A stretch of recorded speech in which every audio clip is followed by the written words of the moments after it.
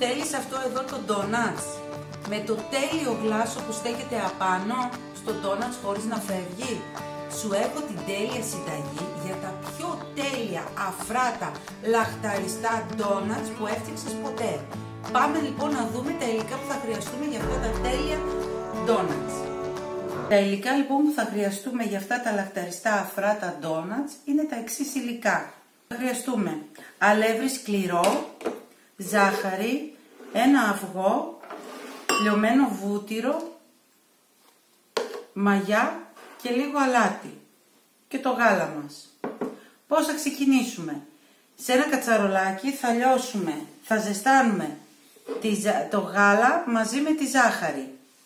Αυτά λίγο στην άκρη.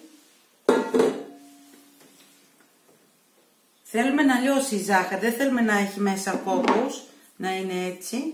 Και μετά θα προσθέσουμε τη μαγιά. Δεν θα το ζεστάνουμε πάρα πολύ ώστε να βράσει και να μας κάψει τη μαγιά. Θα το αφήσουμε λίγο μετά να κάτσει. Πάμε λοιπόν να βάλουμε το γάλα μας για ζεσταθεί. Εγώ το έχω βάλει ήδη λίγο.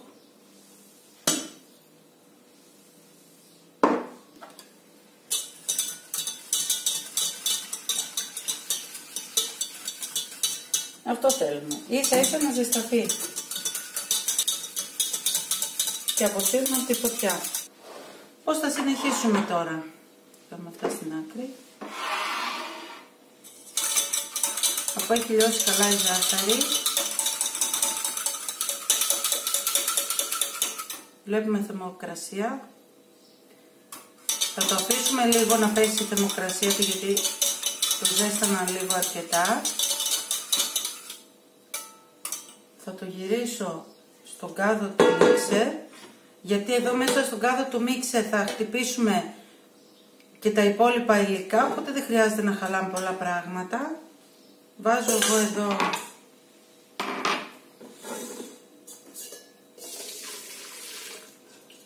οπότε θα περιμένουμε λίγο να πέσει η θερμοκρασία, γιατί αν τώρα βάλουμε τη μαγιά μας μέσα στο καυτό το μείγμα, θα το καταστρέψουμε. Θα καταστρέψουμε τη μαγιά και δεν πρόκειται να φουσκώσει. Οπότε αφήνουμε λίγο να πέσει η θερμοκρασία μέχρι να αντέχει το δάχτυλό μας μέσα. Μόλις αντέχει σημαίνει ότι μπορούμε να ρίξουμε και τη μαγιά. Και συνεχίζουμε την υπόλοιπη διαδικασία σε λίγο. Λοιπόν, η θερμοκρασία έχει πέσει. Κάνουμε και το τεστ με το δάχτυλο. Ρίχνω τη μαγιά. Διαλύσουμε λίγο εδώ. Καλά.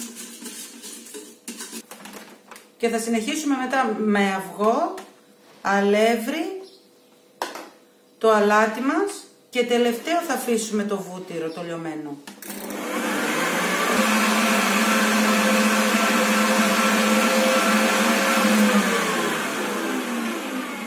Καλό θα είναι το αυγό να το έχετε χτυπήσει με ένα πυρουνάκι, μην το βάλετε να είναι διαλυμένο.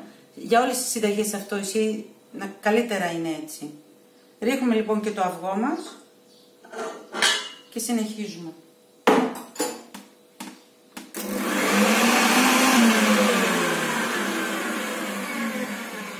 Θα ρίξουμε και το αλεύρι μας. Σκληρό αλεύρι, μην μου βάλετε για όλες τις χρήσεις. Ψωμάκι θα βγει, ντόνατς δεν θα βγει. Πάμε. Εδώ αν θέλετε μπορείτε να ρίξετε και άρωμα λεμονιού, ξύσμα λεμονιού ή πορτοκάλι. Εγώ θα βάλω μια βανίλια. Δεν μας αρέσει αυτό με το άρωμα. Αν θέλετε μπορείτε να βάλετε λίγο ξύσμα λεμονιού ή πορτοκαλιού. Συνεχίζουμε. Στην αρχή σε χαμηλή ταχύτητα και μετά θα ανεβάζουμε σιγά σιγά. Γενικώς να πω κάτι, ότι το ντόνατς θέλει καλό χτύπημα στο μίξερ. Είναι σαν το τσουρέκι, για να ανοίξει η γλουτένη, να βγει η γλουτένη. Έτσι γίνονται αφράτα και φουσκώνουν ωραία και τα τσουρέκια μας και τα ντόνατς. Πάμε λοιπόν, συνεχίζω το χτύπημα. Σε αυτό το σημείο θα ρίξω λίγο βανίλια. Πολύ λίγο. Είπα, αν θέλετε μπορείτε να βάλετε και ξύσμα λεμονιού ή πορτοκαλιού. Ρίχνουμε και το αλατάκι μας και συνεχίζουμε. Στο τέλος θα βάλουμε το λιωμένο βούτυρο, όχι ακόμα. Λοιπόν, τώρα σε αυτό εδώ το σημείο θέλω να σας δείξω η ζύμη μας.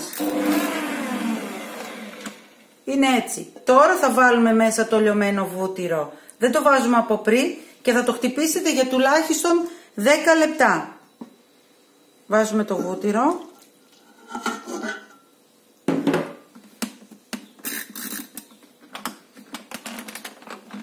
Στην αρχή σε χαμηλή ταχύτητα και μετά ανεβάζουμε μέχρι να απορροφηθεί όλο το βούτυρο. Λοιπόν, όπως μπορούμε να δούμε εδώ, θέλει στην αρχή σιγά σιγά, γιατί όπως είναι το βούτυρο μπορεί να αρχίσει να σας πετάγεται έξω. Θα το πάτε σε σιγανή ταχύτητα, όπως βλέπετε έχει αρχίσει και απορροφάει το βούτυρο σιγά σιγά. Οπότε συνεχίζουμε το χτύπημα μέχρι να γίνει η ζύμη μας, θα σας δείξω εγώ, θα γίνει ελαστική. Συνεχίζω το χτύπημα. Γύρω στα 10 λεπτά θέλει. Λοιπόν, σε αυτό το σημείο να σας δείξω η ζύμη μας. Είναι έτοιμη. Κοιτάξτε εδώ πόσο ελαστική είναι. Δεν θα βάλετε άλλο αλεύρι, είναι σαν το τσουρέκι. Προσέχουμε. Δεν βάζουμε αλεύρι. Τώρα που θέλουμε να τη βγάλουμε τη ζύμη, θα βάλουμε λίγο βουτυράκι στα χέρια μας. Λίγο. Και θα τη βγάλω. Αυτό. Έτοιμη. Λοιπόν, όπως βλέπετε η ζύμη μας είναι έτοιμη. Εγώ έβαλα απλώς λίγο βουτυράκι στα χέρια μου από αυτό που λιώσαμε πριν. Κοιτάξτε τι ωραία που έχει γίνει. Θα την αφήσουμε να ξεκουραστεί για περίπου 30 με 40 λεπτά. Θα τη βάλω εδώ και στο γυάλινο το μπολ για να δείτε. Θα βάλω και λίγο βουτυράκι κάτω.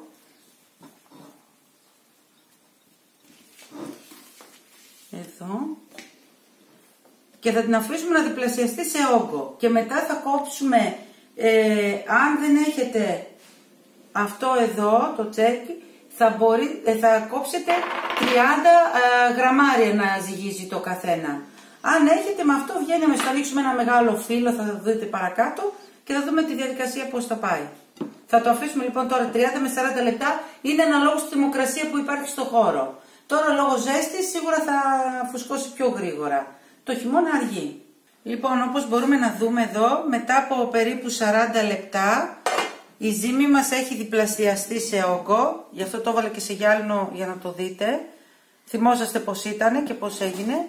Τώρα λοιπόν τι θα κάνουμε. Θα ανοίξουμε ένα μεγάλο φύλλο και θα αρχίσουμε να κάνουμε με αυτό εδώ στρογγυλά. Πάμε λοιπόν να δούμε τη διαδικασία. Λοιπόν, τι θα κάνουμε τώρα. Κοιτάξτε εδώ πόσο ωραία ζύμη έχουμε. Αυτή η ζύμη βγάζει γύρω στα 30 ντόνατς. Φυσικά είναι και το μέγεθος που θα κάνετε. Αν τα κάνετε μεγάλα θα βγουν λιγότερα. Λοιπόν, αφήνουμε αυτό εδώ πίσω. Και τι θα κάνουμε τώρα. Θα πάρουμε τον πλάστη. Έχω εδώ και το ταψάκι μας. Και θα τα ακουμπήσουμε. Και θα ανοίξουμε τώρα ένα μεγάλο φύλλο. Δεν θα τα κάνουμε πάρα πολύ λεπτά. Εδώ. Κοιτάξτε μέσα ο αέρας που υπάρχει. Γίνονται φανταστικά. Θα φτιάξουμε και ένα ωραίο γλάσο. Θα το κάνω με βανίλια, υποβρύχιο. Θα το λιώσουμε και θα ρίξουμε μέσα λίγο σοκολάτα για γεύση. Μένει λίγο καλύτερα από το να λιώσετε τη σοκολάτα, την κουβερτούρα σκέτη και να τη βάλουμε πάνω στο ντόνατ. Αυτό το γλάσο που θα φτιάξω με το υποβρύχιο και με τη ζέστη θα παραμείνει. Λοιπόν, και αν θέλουμε θα το χρωματίσουμε. Εγώ το μισό θα το κάνω ροζ. Πορτοκαλί, αναλόγως ό,τι χρώμα έχετε. Να παίξουμε λίγο με τα χρώματα. Θα τα βλέπουν τα παιδάκια. Η γεύση δεν αλλάζει, το χρώμα. Μόνο να θυμηθείτε να πάρετε βανίλια υποβρύχιο, όχι με μαστίχα χείου μέσα. Δεν θα είναι ωραίο. Λοιπόν, ανοίξαμε εδώ το φύλλο μας. Έτσι. Στο ίδιο πάχος. Όχι εδώ λεπτό και εδώ χοντρό. Το ίδιο. Το τραβάμε και λίγο. Βλέπετε είναι ελαστική η ζύμη. Αυτό το κάνει το αλεύρι το σκληρό. Τι θα κάνουμε? Θα πάρουμε εδώ στο κέντρο. Μετά, αν θέλετε, δεν κάνετε την τρύπα στη μέση. Να τα κάνετε γεμιστά. Εγώ θα τα κάνω με την τρύπα στη μέση.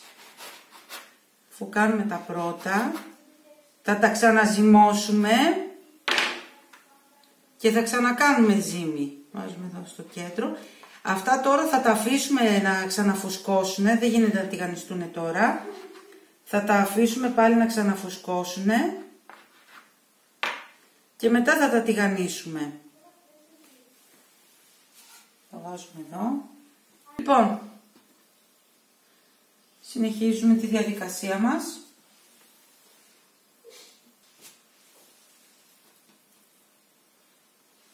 Και αυτά τηγανίζονται. Αυτά έτσι γίνονται μπουκίτσες. Όχι κάτι το ιδιαίτερο. Τα βάζουμε στην άκρη. Είδατε ήδη αμέσως μόλις τα κόψαμε, ήδη έχουν αρχίσει πάλι και φουσκώνουνε. Θα μας πάρει πάλι περίπου 30 λεπτά να ξαναφουσκώσουνε. Κάνω και αυτό.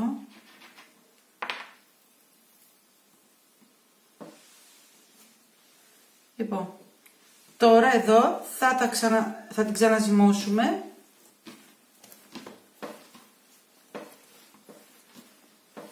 Και θα το ξανανοίξουμε το φύλλο για να βγάλουμε τα υπόλοιπα ντόνατς. Λοιπόν, και ξανακάνουμε την ίδια διαδικασία.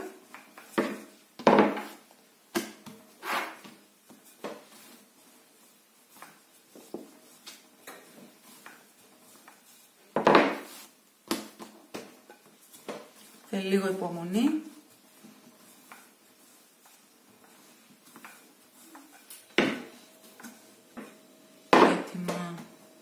Ξανακόβουμε. Αφήνουμε λίγο τη ζύμη να μιμήσει.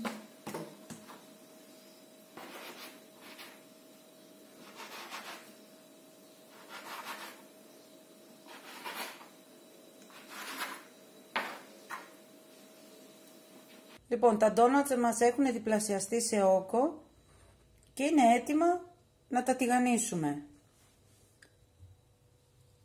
Εδώ στο τηγάνι έχω βάλει το λάδι να ζεσταίνεται. Δεν θέλει πολύ δυνατή φωτιά, γύρω στους 180 βαθμούς, δηλαδή θα το έχετε γύρω στο... αν έχετε μέχρι το 9 θα το βάλετε στο 8 με 7.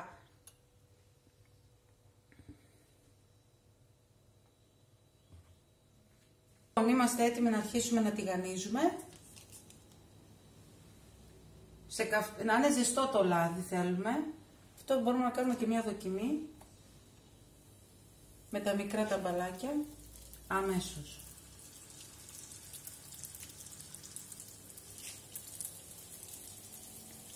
Μην βάζετε πολλά, αν έχετε μεγάλο τηγάνι μπορείτε να βάλετε μέχρι 3. Πάρω και ένα πυρούνι.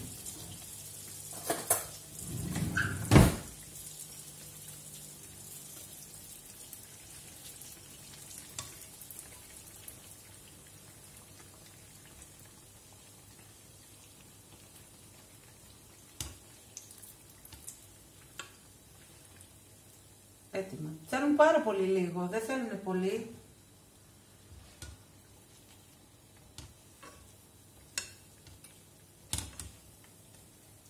Το τοποθετούμε σε χαρτί κουζίνας ή αν έχετε σε σκάρα μπορείτε να το βάλετε σε σκάρα. Θα τα αφήσουμε να κρυώσουν και μετά θα φτιάξουμε, θα τα κάνουμε με το γλάσο από πάνω.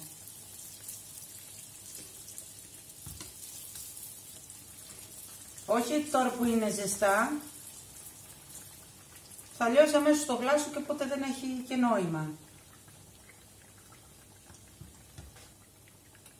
Αν δείτε ότι αρπάζουν γρήγορα, χαμηλώνετε λίγο τη φωτιά. Εγώ τώρα την έχω στο 8, το πάω στο 7. Έτοιμα.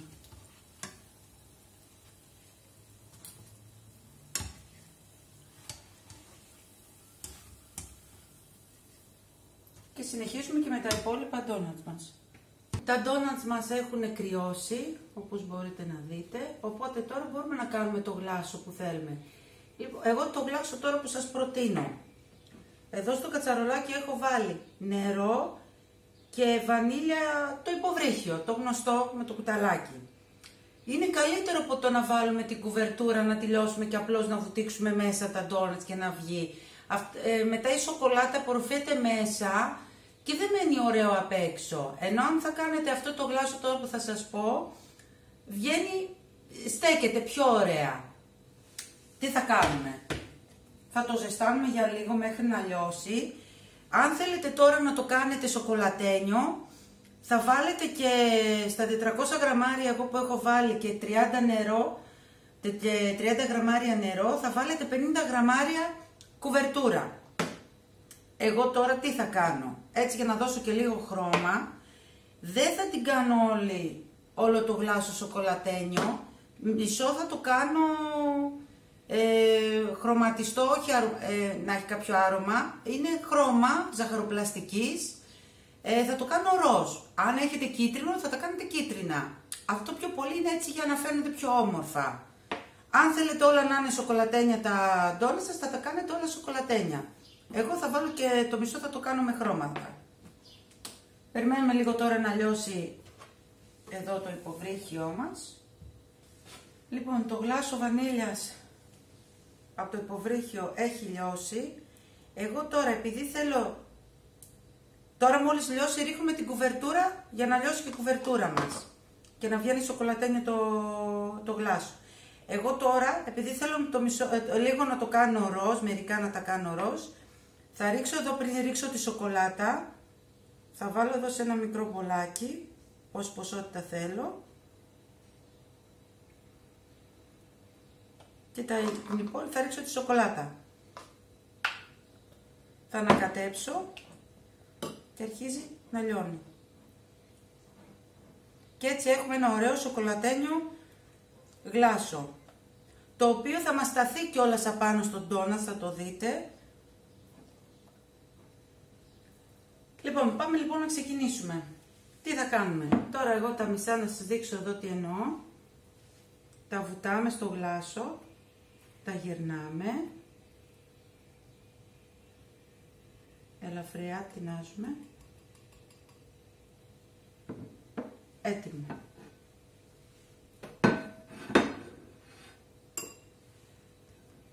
Να κάνουμε και ένα με σοκολάτα, αυτό τώρα το μεγάλο.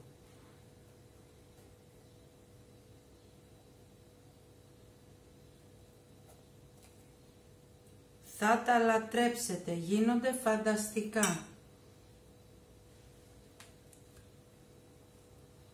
Τα παιδιά θα ξετρελαθούν. Και δεν τραβάει πολύ λάδι, δηλαδή στο χαρτί αν δείτε τίποτα.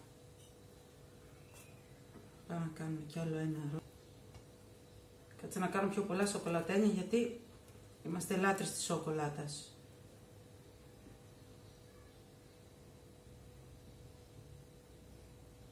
Έτοιμο. Και κάνουμε όλη τη διαδικασία και στα υπόλοιπα ντόνατς. Αυτή ήταν η συνταγή μου για τα ντόνατς. Εύχομαι να σας άρεσε. Περιμένω τα δικά σας σχόλια και ευχαριστώ κάθε φορά που μου στέλνετε όλη τη θετική σας ενέργεια και τα θετικά σας σχόλια. Γράψτε μου κάτω στα σχόλια ποιο θέλετε να είναι το επόμενο γλυκάκι που θέλετε να φτιάξω. Και ευχαριστώ πάρα πολύ που παρακολουθήσατε το βίντεό μου.